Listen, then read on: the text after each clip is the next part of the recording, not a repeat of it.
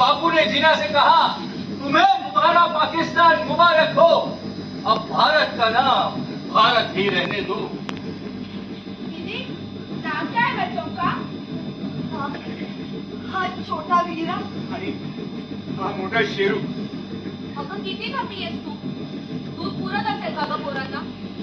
हा, थोडं खायला देते। बाबा, आपण इथून चालत जाऊया का? रुको, पागल मत बनो, आओ ते मारून टाकतील आपल्याला।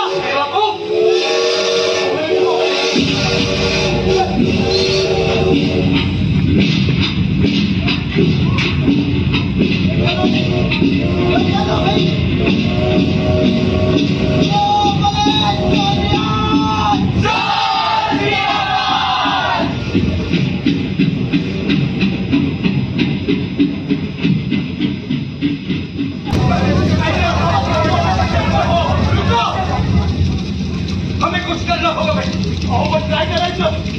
वो पिछले आग वाले डिब्बे हमें यहाँ निकल दे, उससे पहले उनको अलग करना होगा। क्या? अबे कसं करणार? गाडी तर सुरू आहे।